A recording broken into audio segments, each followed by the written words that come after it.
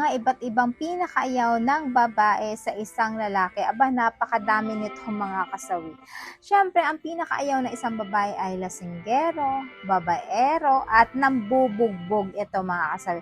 Siyempre, sino ba naman ang gugustuhin na ang asawa mo, yung ganito yung kanyang katangian, na yung hindi na nga kawapuhan pero babaero pa, yung hindi na nga mayaman pero panay lasinggero pa, yung wala na nga ambag sa buhay mo pero naglalasing at nambubugbog pa sa'yo, 'di ba?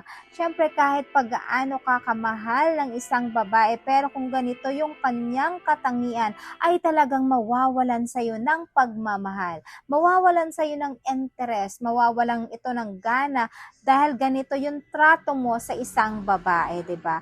Kahit sino pang ikaw yung pinakagwapo sa balat ng lupa, pero kung ganito yung ugali mo, ay talagang unti-unting mawawala sa'yo yung respeto ng isang babae, yung pagmamahal ng isang babae, at mawawalan siya sa'yo ng gana kapag ganito yung inuugali mo, mga kasawi. Kaya sa mga kalalakihan, lagi niyong tatandaan, dapat marunong kayong sumunod sa inyong mga misis, marunong kayong tumanggap ng pagkatalo, at marunong kayong makinig sa kanila. Napaka-importante minsan na dapat kayo ay nagkakasundanan. Napaka-importante na dapat kapag galit si misis, dapat kayo ay nagpapakumbaba at manuyo kayo.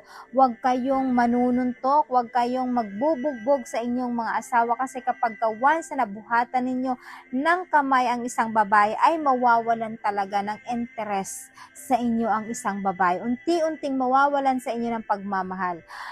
Siguro sa una, pag binugbog nyo sila, matatanggap pa nila kasi nga hindi mo na uulitin, dami mong pangako sa kanya na ganito ganyan, na bigla ka lang. Pero kapag once na inulit mo pa yung pangalawang beses na nabugbog mo si misis, ay talagang masasabi ko sa'yo, hindi na yan uulit pa, at hindi na rin niya mapapromise sa'yo na talagang mamahalin ka pa niya ng bonggang-bongga. Kasi nga ang babae, kapag once na pagbuhatan mo ng kamay, nag-iisip na yan ng kasunod kung ano ba ang dapat niyang gawin, at kung ano ba yung plano niya sa buhay niya, kung dapat ka na bang iwan or kung bigyan ka pa ng second chance.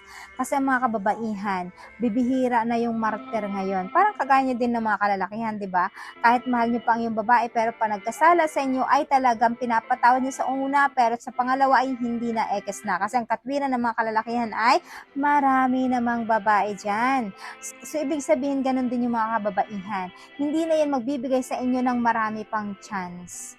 Talagang iisipin na lang nila na makawala sa inyong relasyon, makawala sa inyo para naman, ayan, maging single na lang siya kaysa sumama pa sa inyo na ganito naman yung trato nyo sa kanya, na hindi nyo sila pinapahalagahan. Kaya kahit gaano pa kayo kamahal ng isang babae, pero kung kayo ay nambubugbog, lasinggero, babaero, ay talagang iiwan kayo sa kawalan, at talagang mawawalan sila ng pagmamahal sa inyo dahil sa inyong tratong ganito, mga kasawi. Kaya sa mga kalalakihan, na huwag kayong mananakit sa inyong mga asawa.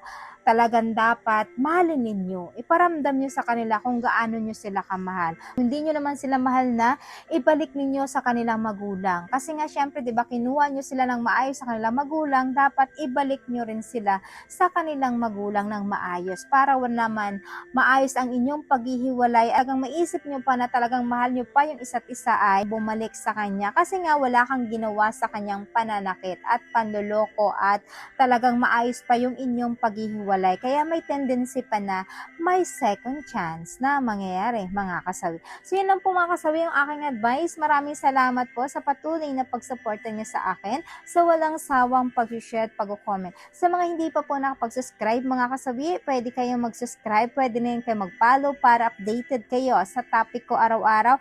Magandang gabi mga kasawi. Mahal kayo ng inyong advisor.